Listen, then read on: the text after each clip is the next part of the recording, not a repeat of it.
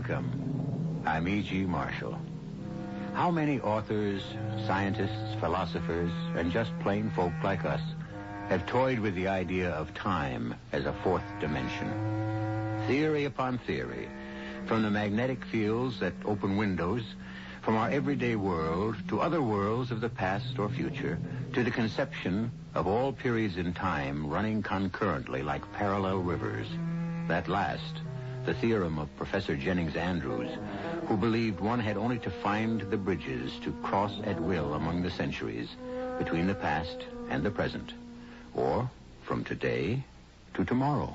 Hello, Steve McDonald speaking. Mac, it's Professor Andrews. Could you drop everything you're doing and come over to my house right away? Well, sure, sir, but what's wrong? It isn't Peg. No. Our girl is fine. It's just that it's time to... Mac, I've got to share my secret with someone, and who else but you? Your secret, sir? Mac, I think I've done it. The discovery of the centuries. In fact, I know I have. You're not talking about the bridge. Yes, but only to you. No one else must know until I can prove it beyond doubt. But I'm convinced. I have built a bridge across time.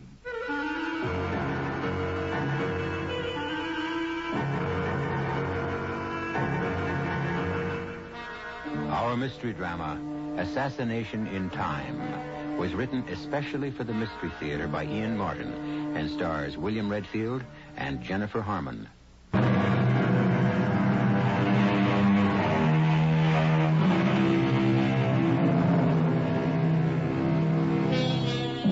Professor Jennings Andrews may be a familiar name to you, even if you're not interested in the field of metaphysics. For some years now, he has been immersed in a secret project for which unlimited funds have been granted by a top foundation. He has become almost a recluse, except for his daughter Margaret, who runs his house for him, and his prized graduate student Steve McDonald. He has been virtually inaccessible, even in the past weeks, to them. Both of them are worried now as Mac presses the doorbell at his house in answer to the professor's elated phone call.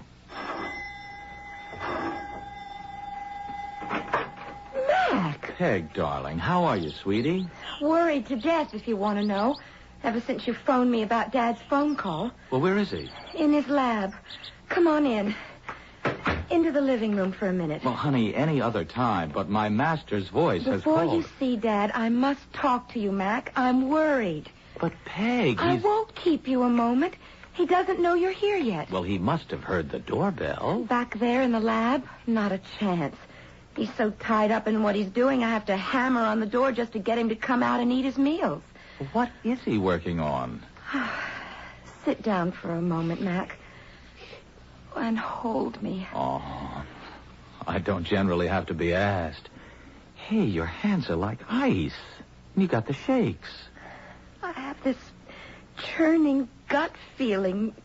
Maybe he's going around the bend. What, the professor? Oh, come on, forget it. No, Mac. You've been away for a few months. You don't know what's been going on. Okay. Just clue me in. I don't know how to. Maybe I don't know what it is he's after, except in a general way. All right, so maybe the best thing to do is let me see him as fast as I can and find out. I know.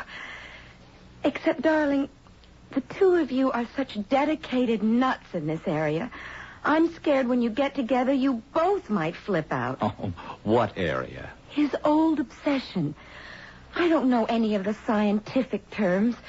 Time travel, fourth, fifth, Lord knows how many dimensions. Science fiction dreams. Whatever he's got between his teeth, he's not letting go of this one. And I don't like to see what it's doing to him. All right. Now, look, let me go talk to Pops and find out just what the devil it is he's messing around with. Make me one promise. Don't get involved with any of his experiments without checking me out first. Oh, Peg. Promise me that. I promise. Okay. It's just an anchor. I just hope it'll hold after you and Pops have talked together. I'm just scared. As much as I've ever been in my life.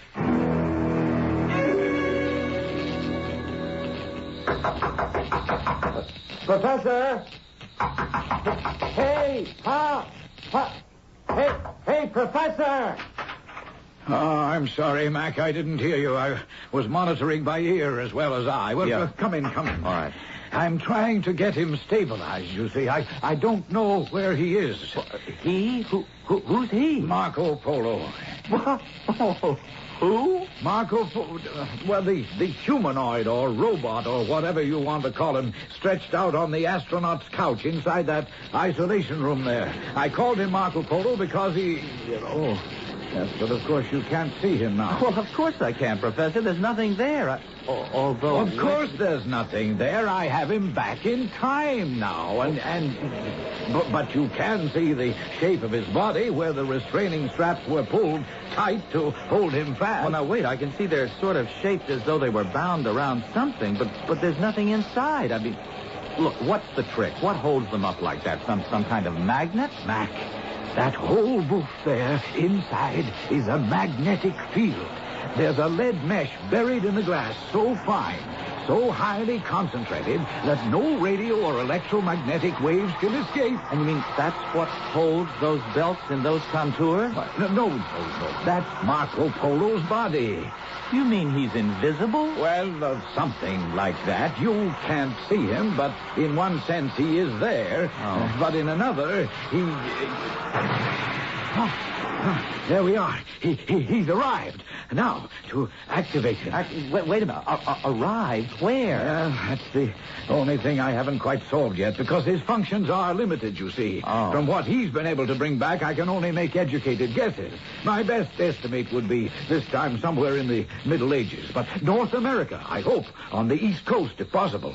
He might be able to bring back some trace of Indian habitation. No, wait a minute. Wait. Are you trying to tell me that mass of knobs and buttons and switches that you're operating are controlling some sort of robot that you've sent time traveling? But of course I am. But, Professor, that's crazy. Why?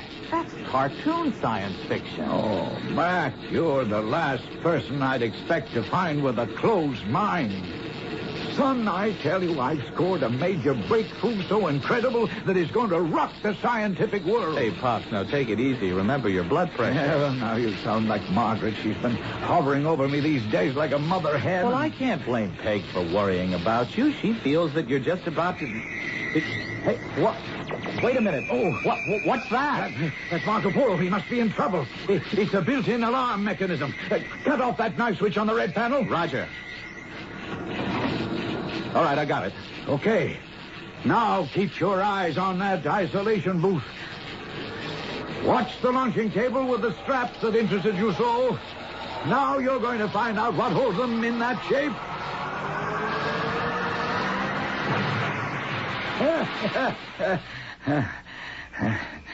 Well, by damn, he's there. Just as you said he'd be. Yep. It's a good thing he's only a humanoid. Or all I'd have brought home through time would have been a dead man. You see what's sticking out of his chest? Yes, an arrow. Yeah. Well, I'm getting better. I may have missed by a century or two, but at least I got the place pretty near right. Dad? Mac, are you all right? It's fine, honey. There's nothing to worry about. No problems, honey. I don't want her in here yet. Yeah, but Pop, she's already... Dad, open this door and let me in. But I can't, honey. Now be reasonable. I'm in the midst of an experiment. Look, she's got to find out sometime. I don't want her to know until I've talked this through with you. But after this... You mean our friend with the arrow in him? Yeah. What I had in mind is too risky. Look, Professor, give me a moment with Peg to cool her down, and I'll be right back to talk it out.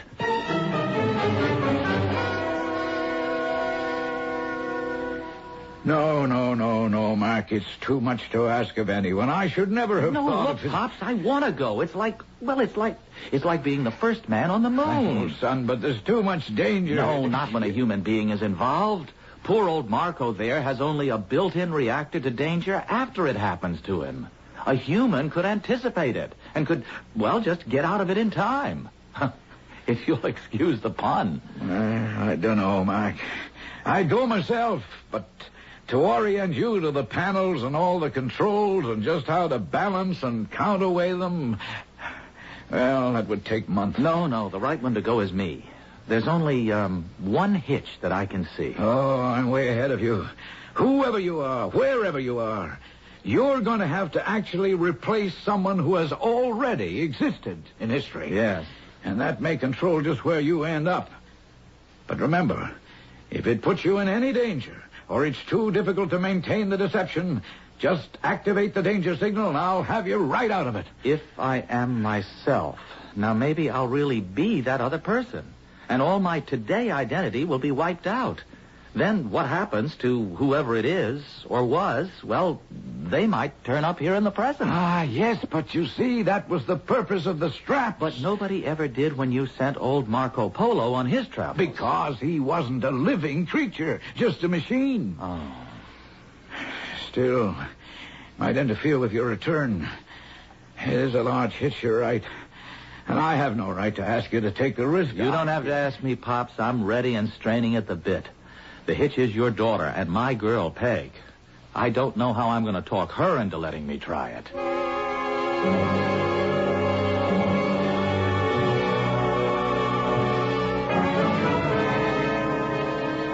I honestly think you're both kooky. Peg, this is a breakthrough in science that's going to make your father a figure in history that dwarfs Newton, Einstein... And you have to be a part of it.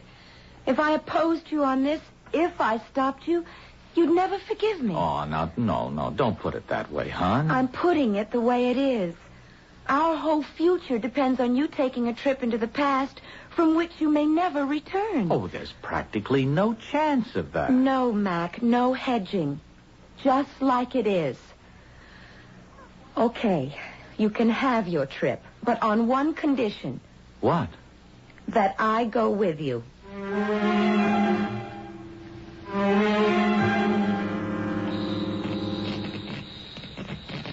Well, guess we're all ready. The strap's too tight? Mine are fine. Same here. Margaret, are you all right, dear? I have butterflies, and no, I'm not all right. I took one peek in the mirror, and I look like Grandma Moses. Between this Mother Hubbard and my hair pulled back in a bun. Well, we can't look too modern. I mean, look at me with the tousled hair and the half-baked beard and the blue jeans. Well, I'm aiming for somewhere as soon after the American Revolution as possible. Why pick that period? Well, because it's easier, I think, honey. You could be farmers. Your accents are East Coast and not regional. There should be no language barrier. And you know enough American history to help blend in. And besides, it's our bicentennial year. What a way to celebrate and kick off a new miracle in science, huh? You have the gold nuggets. It's the best I could do for money. We're fine, Pop. What are we waiting for? Well, I don't know. Maybe I shouldn't risk you two kids. Look, Dad, that's all buttoned up now. All right, then. Good luck, kids. Thumbs up.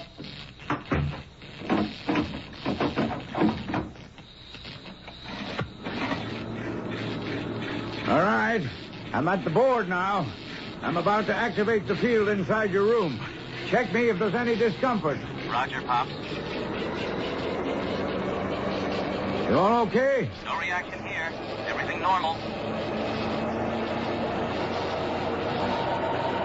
How is it now? Fine, Dad, fine. But for Pete's sake, let's get this show on the road. All right. Here goes. And God help me to be in the right and to bring them to no harm.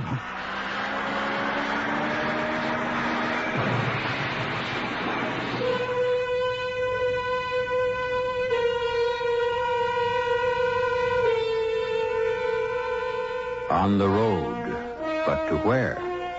Inside the isolation booth, the magnetic field builds, warping time and forcing an opening through it, a window or a door that leads to another world. And suddenly, Mac and Peg are gone.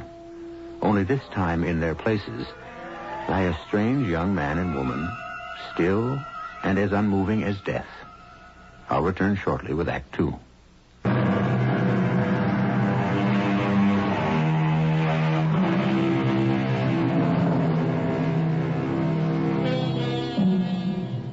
Through the lead-shielded glass, the professor peers at the two unmoving strangers bound by the straps to the couches. Reflexively, he takes a quick series of pictures with a special camera built into the booth. Because of the tightly woven mesh, it is hard to distinguish features, but both man and woman are dressed in nightshirts. Or are they shrouds? But other questions crowd the professor's head. Have Mac and his daughter replaced these two? If so, in what century? What year? What place? And alive or dead? Mac? Mac? Hmm? Wake up. Well, what's it? Why, Peg? Well, that's just great. You make a dishonest woman of me, and you don't even know who I am. What do you mean? Just in case you haven't noticed, we seem to be in bed together. What? You're right. But where? Where are we? Well, I don't know. And while it's question time, what are you doing with that silly cap on your head? What cap? Wait a minute. Good Lord, I look like the old woman who lived in the shoe. And in that long flannel nightie, you look like you're well on the way to adding to that family. I'm coming back to bed. You shameless hussy. Ooh, I'm freezing. Ooh, you don't know how cold it is outside the blanket. Oh. Hold me. There. Is that better? Ooh, I guess. Yes. Well, now let's see. We seem to have replaced two other people in the year of our Lord, whatever it is. Say, look. What? There's a fireplace and some logs. I'm going to light us a fire and get the chill off this place. Well, how about that? Carpet slippers. There's a robe at the bottom of the bed. Yeah, I see it. Any way to light the fire? Yes, but hold your breath. Why? Old phosphorus matches. Lethal as all hell to breathe and probably stink to high heaven. Anyway, here goes. They work, though. Ooh. Wow. Phew. I'll open the window a little. Here. Are we in the country? Nope. City of some sort. Is it very early in the morning? No, the sun's up. I wonder where we are. Well, at least we know it's somewhere past the early 19th century. How? Well, matches weren't invented. At least the phosphorus match wasn't till like the 1830s. Hey, I think I can tell you where we are. Where? Come over to the window and look for yourself. It's marvelous. It's like Philadelphia, No, wait a minute. Look out over there. Almost due south. Oh, why, sure. Even with that scaffolding around it, I can see what it is. It's the dome of the Capitol. So we're in Washington. Yeah, that's what it looks like. Let me think. The old dome was, the original one was copper over wood. Not this baby. That's cast iron. It must be the same one we have today. Only today isn't today.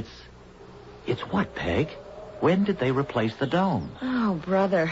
It's a good thing I've been teaching history in school this year. Let's see. They started it in 1856, I think. And it took nearly 10 years to complete, or 9, I guess. And it's darn near finished, so that would make it about, 1864, around there? Well, it wasn't finished till 65. I don't know exactly when. Oh, Mac, look. That must be the monument. What, the Washington Monument?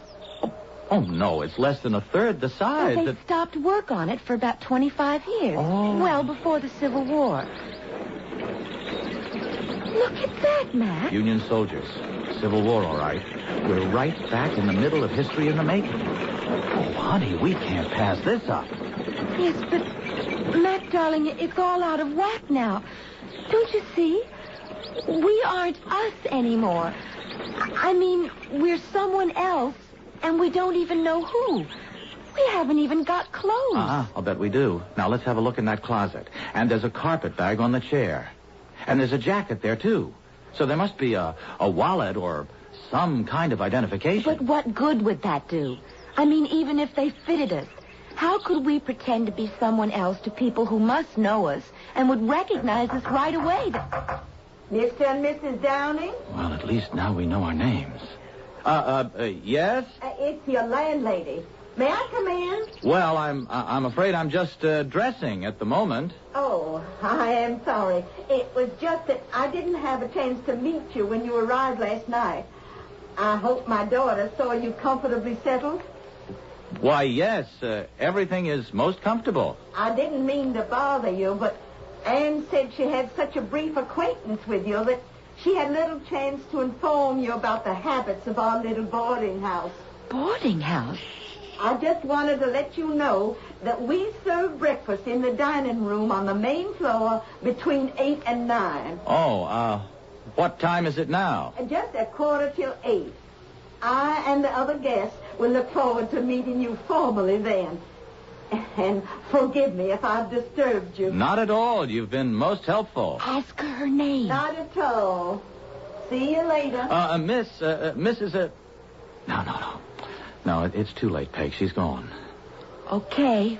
This is our chance. Our chance for what?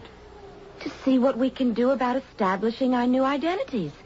To find out if we can risk going down to breakfast and get away with being who we're supposed to be over 50 years before either of us were born. Let's, with apologies to the real Mr. and Mrs. Downing, pour through their possessions and find out just who we're supposed to be.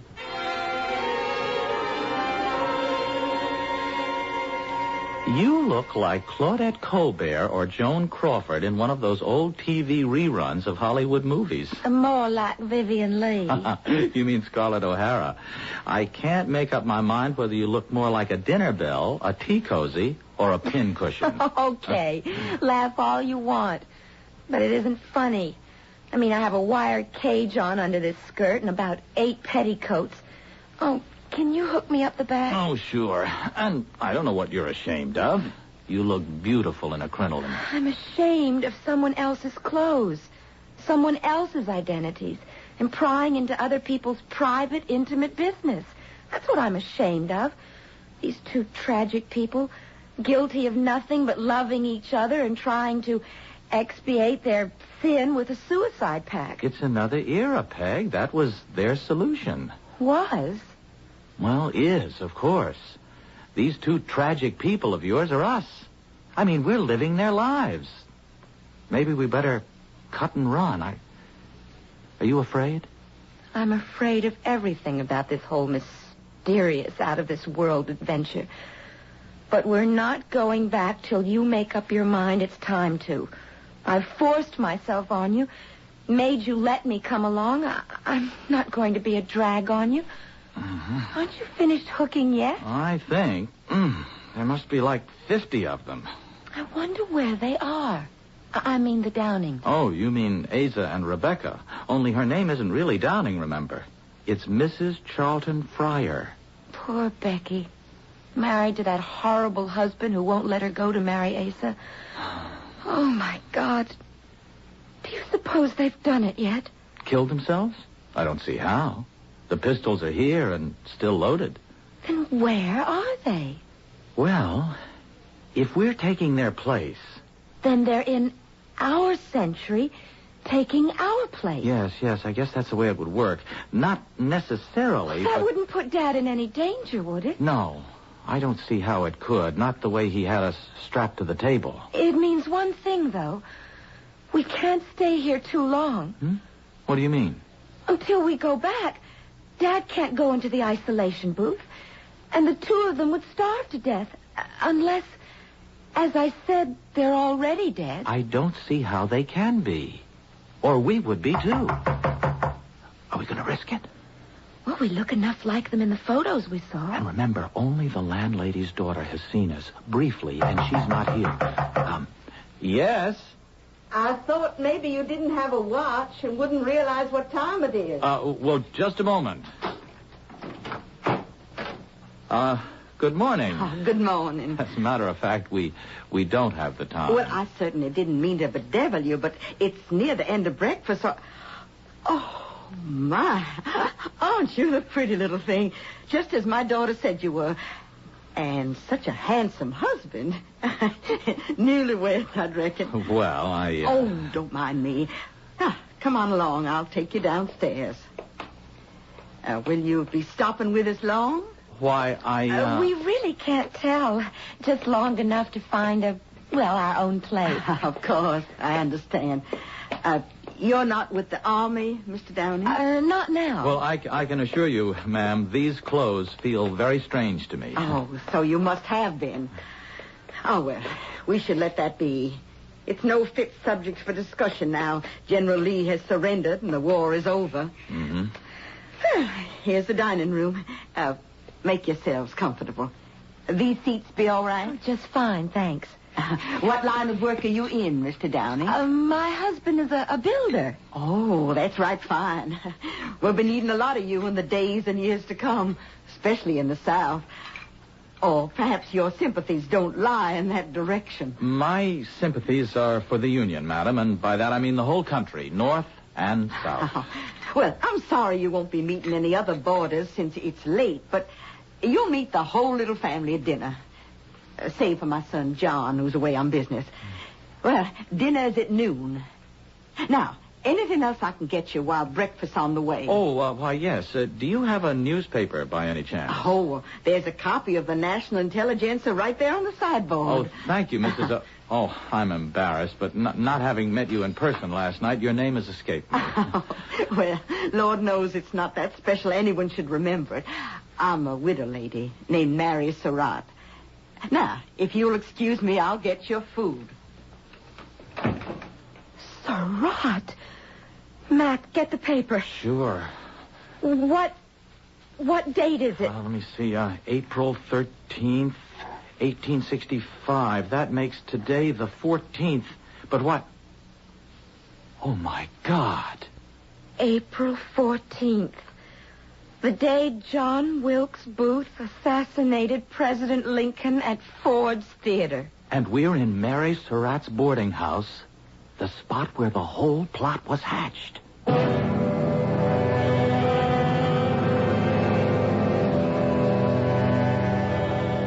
If you or I had been in the position of knowing without a shadow of a doubt the dreadful thing that was to happen on this day, what would we have done? And how? That's the question that faces Peg Andrews and Steve McDonald, time travelers, who have it in their power to change history. I'll return shortly with Act 3.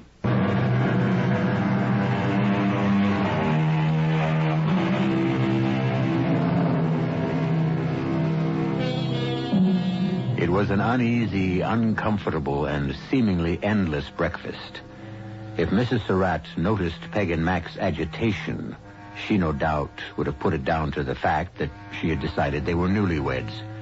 Finally, after choking down as much as they could of the ham and eggs, hominy grits, and tea, they were able to break away. Why, you two little lovebirds only nibbled at your breakfast. I'm sorry, Mrs. Surratt. Oh, I understand. I'm not so old I don't remember my wedding breakfast. I was a mite nervous, too. I wonder if you'd excuse me. I'd like to go back to our room. Oh, of course. I can quite understand your wanting to be alone.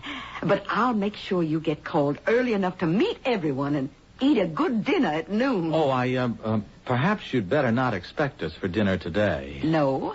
Visiting friends here in Washington? No, we just want to have a picture taken and take care of a few errands, like going to the bank. Oh, Lord, don't you worry about that. I can see you're the kind to be trusted. But if you're having a picture taken, let me recommend Gardner's Studio. He takes all the honeymooners. And for the times, his prices are reasonable. Well, we'll remember that. And now, if you'll excuse us, we have a few things to straighten out.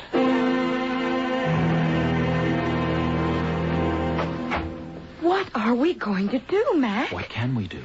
We've got to try and stop it. How? Well, that's where you can help. Now, how much can you remember of the day of the assassination and the plot? Where people were, who was involved, all of that. Let's forget that for the moment. We've something a lot more immediate to talk about. What? You remember what Dad told us before he sent us back in time? We can't interfere with anything or change anything because everything that had happened back where we were in 1975 depended on everything that had gone before it. So if we stop something major happening in No, 1865... major or minor, it would have to affect the time stream. That's what you mean? Yes. If President Lincoln hadn't been shot, our whole history would have been different. Which maybe wouldn't have been a bad idea. I can think of a lot of things we could have done without. Wars, depressions. Well, there are a lot of things that were good, too. Like us, for example. You and me. If we try to change your time stream or whatever, we could never have met. Or even existed. But, Peg, we're together now. And there are other theories. Only if we could somehow stop Mr. Lincoln's death. We'd be signing our own death warrants. How? Well, you know what Rebecca wrote in her diary? The farewell note she left to her husband telling him of what she and Asa planned to do. Have her shoot him and then die by his hand. If we lock ourselves back here in time, we're signing our own death warrants. We don't know that for sure. It's a chance we're taking. To save Abraham Lincoln, would you be willing to take it? Yes. As long as we're together. Okay. Then we're agreed. Now let's figure out how to do this. It isn't only Mr. Lincoln. It's Mr. Seward, too. Yes, the Secretary of State. But he didn't die, did he? No, he recovered. When Payne stabbed at him, although he was badly cut up, an iron brace around his neck and his jaw saved his life. Yes. Now who, what else? Well, a man named Asterod. I don't know. It was a German. I don't remember. He was supposed to kill the war secretary, Stanton. But he didn't have the nerve. Mm-hmm. There was another man named Gerald or Harold or something. But he got cold feet, too. He doesn't count. And, of course, Mrs. Surratt. But she really didn't have much to do with it, did she? They never really proved anything against her. Just that the conspirators had met at her house several times. Okay. There's only one thing to do. What? We're going to the White House and warn the president.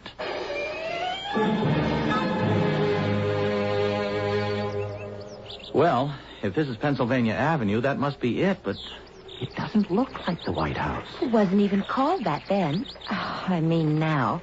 It's called the President's House. What are we going to do? I'm going up to that sentry and try to get in. I'm coming with you. Peg, there might be some danger. Some danger? What else is this whole thing? All right. Let's go.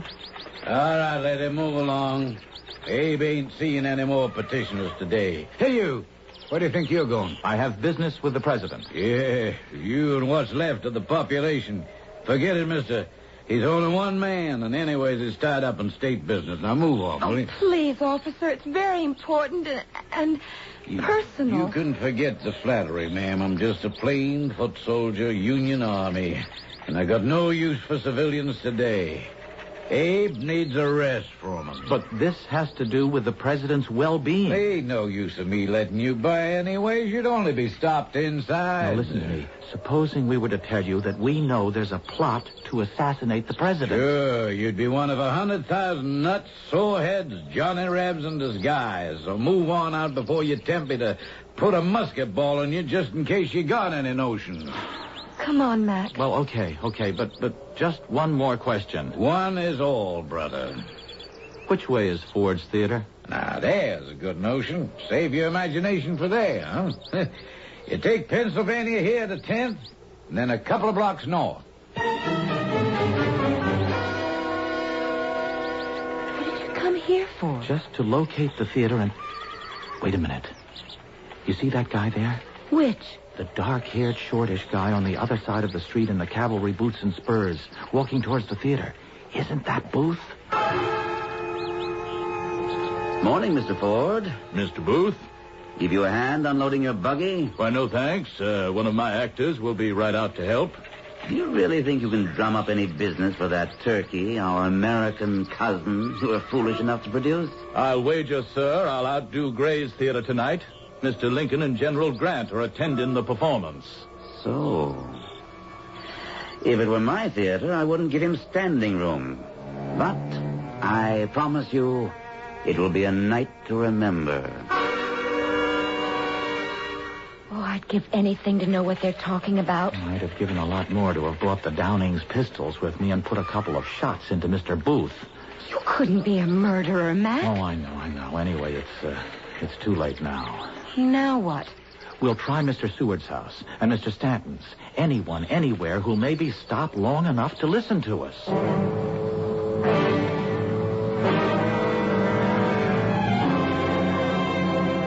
It's incredible, isn't it? Here we are with the knowledge to stop one of the greatest crimes in history, and we can't get anyone to listen to us. Maybe that's the way it has to be. No, Peg. I just can't give up yet. If there was just some way to get to Booth. I don't see how. Well, there seems to be a lot of activity around this house tonight. What? I don't know. Maybe there's a party now that supper's over. The front bell keeps jangling and people keep riding up. Wait a minute. You don't suppose... Look, the conspirators must have had a meeting once they knew Lincoln was going to actually be at the theater. Now, if they were going to... Well, where else? Look out the window, Peg. Easy, boy. Easy. By God, that's what it must be. That's the great John Wilkes Booth himself.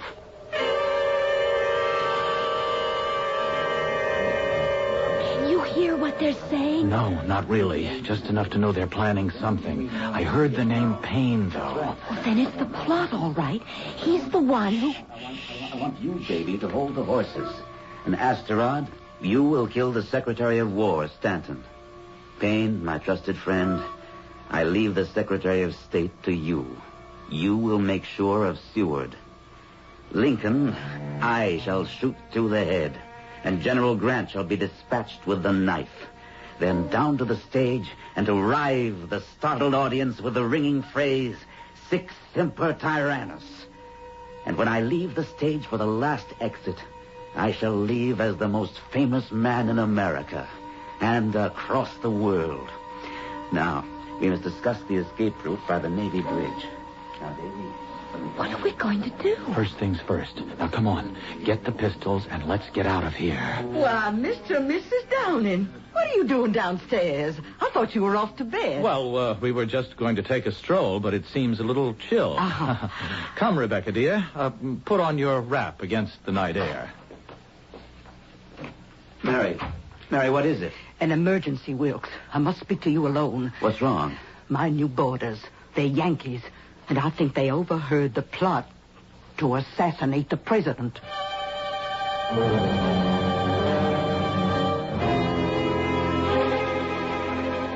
Where are we going, Matt? I noticed a little park on the way to the theater. Now, Booth will have to pass through there on the way. The others will have split by then. I'm going to ambush him. And? And nothing. Just keep him from getting to Ford's Theater tonight. At least it'll save the president. Here's the park now. What, Peg, what is it? Lover's Rest. That's where the Downings were going to commit suicide. Mac, look out! What is it? John Wilkes Booth. Get the alarm for Dad, quick. Are you the Downings? Yes. Are you John Wilkes Booth? Forget that. I will not let you stop the march of history. Nor I you.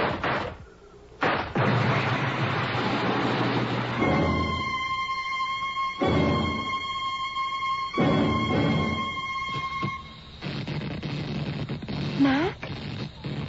Mac, we're back. We didn't get shot? Or kill each other in that suicide pact? If anyone got shot, it must have been Asa and Rebecca.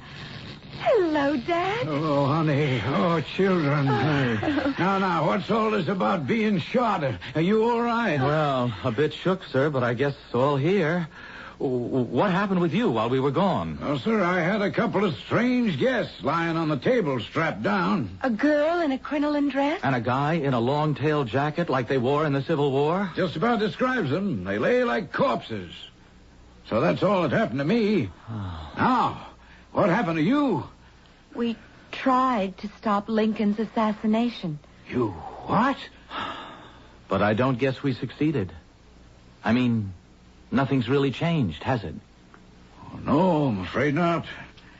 President Abraham Lincoln did get assassinated by John Wilkes Booth on April 14th, 1865. The way we've always known. Well, of course, darling. Nothing could change that. After all, it's history.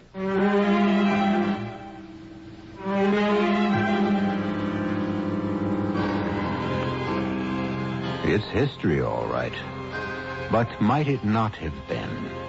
And if the tragic occurrence had never happened, how much better or worse might our country or the world have been? We'll never know, of course.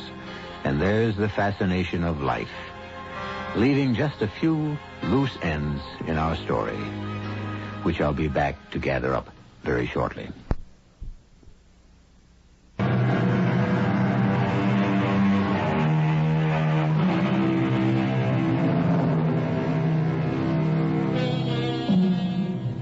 One final footnote. It is fascinating that in one of the Washington papers of December 15th, 1865, black bannered headline with the assassination reports, buried in the back pages was a small note that the bodies of Asa Downing and Rebecca Fryer had been discovered in what appeared to be a suicide pact. The item might never have made the paper except for the coincidence that the death tryst was so near the now famous Ford's Theater. Our cast included Jennifer Harmon, William Redfield, Ian Martin, Bryna Rayburn, and Gordon Gould. The entire production was under the direction of Hyman Brown. Radio Mystery Theater was sponsored in part by Buick Motor Division. This is E.G. Marshall inviting you to return to our Mystery Theater for another adventure in the macabre. Until next time, pleasant dreams.